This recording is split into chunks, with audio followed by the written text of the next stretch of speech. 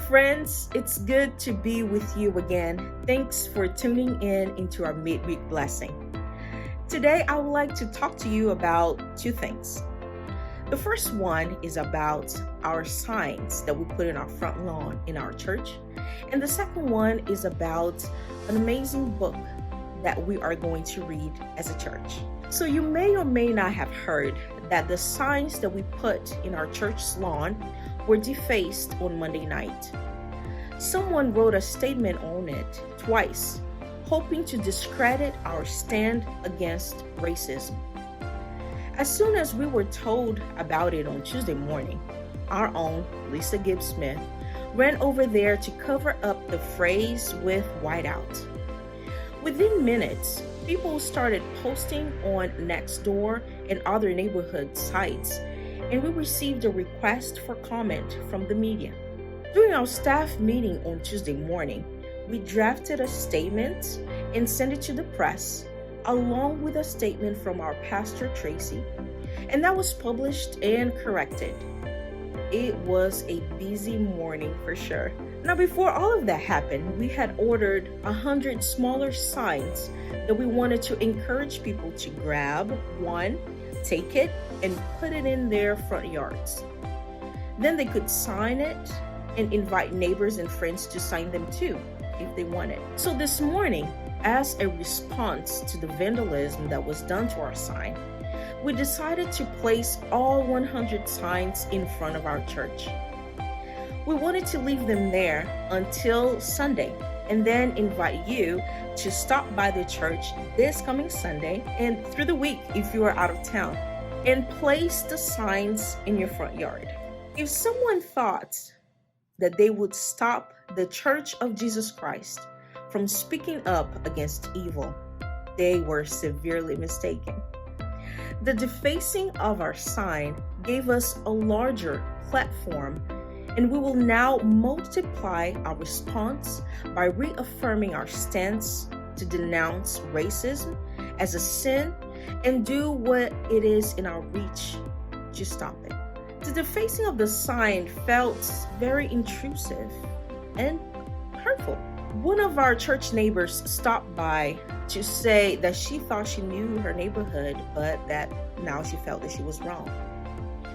Now, if you felt some type of way about someone entering our church's property to stop our message, you felt maybe 10% of what racism feels like.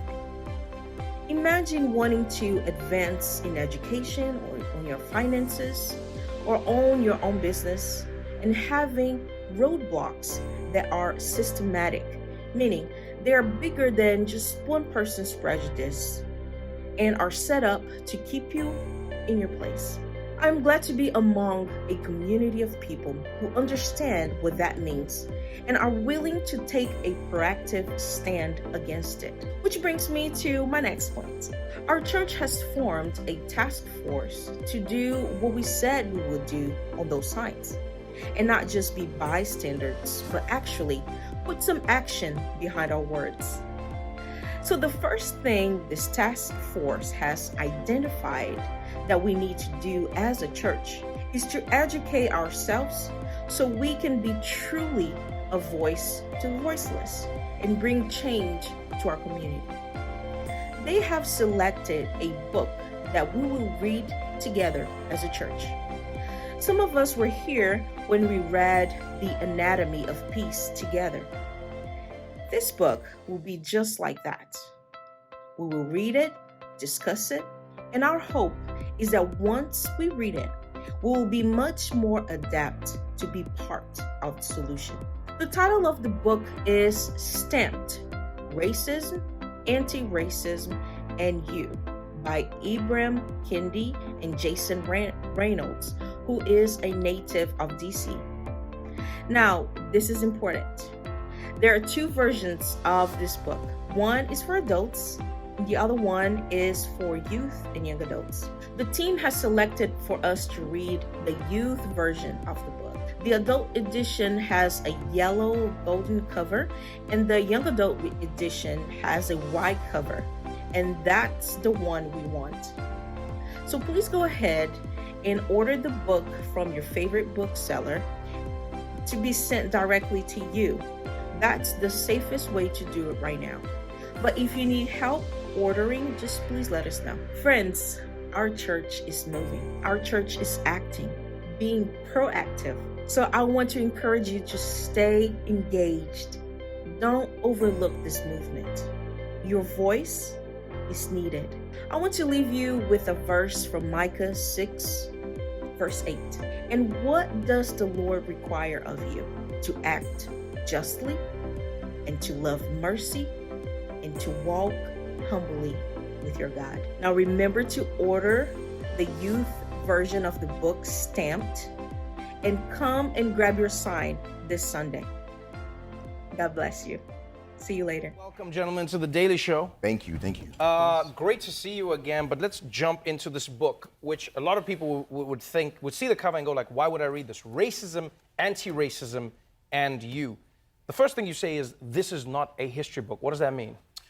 Look, I chose to start the book that way because this book is geared toward younger people, and younger people don't like to read history books. Right. And so you start off by saying, don't worry, this is not a history book, and then you okey-doke them, right? And the other part of it, though, is that we talk about history as if it's in a bubble. But the truth is that history is perennial. It runs through our lives every single day, and it's more about it being a present book that history actually impacts. That's really interesting because that has been fascinating reading through this. I didn't know what to expect. You know, you read books that tell you about the history of America, you read books that only focus on racism today or maybe even Jim Crow, but this book really just takes you through everything in a way that seems like it's palatable. Like, has it been designed in such a way that you can just read it and understand without feeling too much? Is that what you've tried to do for younger readers? I mean, racism is historical. And what that means is it's rooted in the past, but you can constantly see it operating in your daily life, and you can constantly see how it's going to operate tomorrow. And that's what we wanted to sort of show for young people, that this history book is in the present. It's operating in the future, so they can understand their everyday lives. When you wrote the book, you know, the two of you came together, Jason and Ibram, and you worked on this, telling this story of racism, and you have such short chapters in the book, which is really interesting. It doesn't follow the formats of a normal book. Sometimes a chapter is 10 pages, sometimes it's longer. Sometimes the way you write on a page, like the words pop out, they change. It really does engage you in a certain way. Were you trying to break the mind and how it's consuming information when you created the book? For sure, but I'm also trying to make sure that we're working with the realities of young folks, which is an overstimulated world, right? I can't compete with cell phones, video games, YouTube, Fortnite, and all these things that they have going on with their lives every single day. My job isn't to compete, though. That's a silly and futile argument. My job is to work with those things by creating multiple stimuli within the pages of a book. Why not? Why? That's brilliant. I think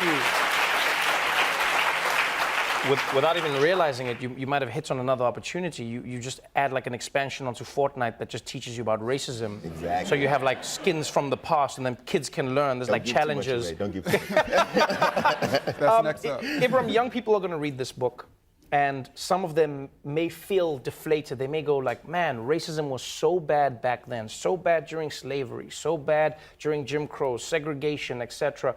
And it feels like it's so bad today.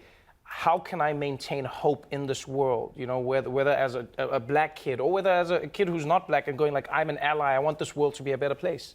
So that's why we didn't just want to write a history about racism. We wanted to write a history about anti-racism. We wanted to show them how people have been fighting against anti-racism from its origins. And people are fighting against it today, and they can be a part of that fight. And here is essentially how people have done it in the past, here how they've been effective, and here's how you can be effective today. When you look through the stories, when you dig into the history of racism, does it have, the way we understand racism today, does it have a definitive start date? Is there a moment in time, or is it just an evolution of people hating each other because they're not the same? So there is a start date, the transatlantic slave trade. You know, that's when you had all these different ethnic groups in Africa that were imagined as one people, one inferior people, that was worthy of enslavement, and then simultaneously the racist policies that undergirded the transatlantic slave trade.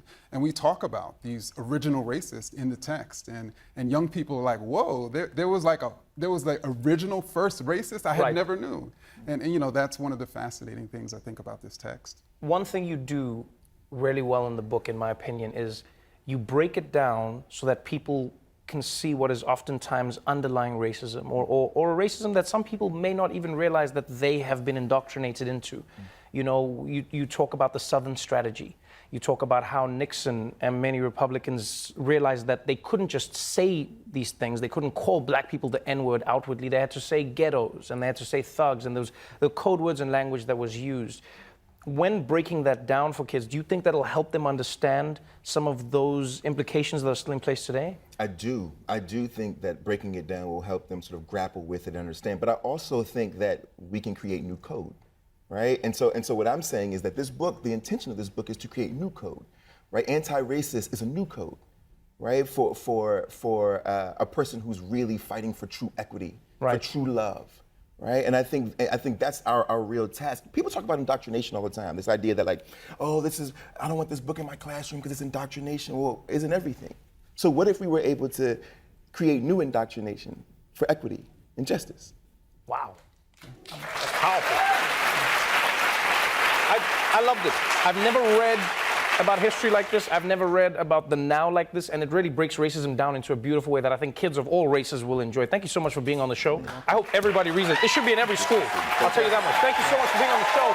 Stamp is available now. You really want to go out and get it. Jason Reynolds and Ibram X. Kendi, everybody.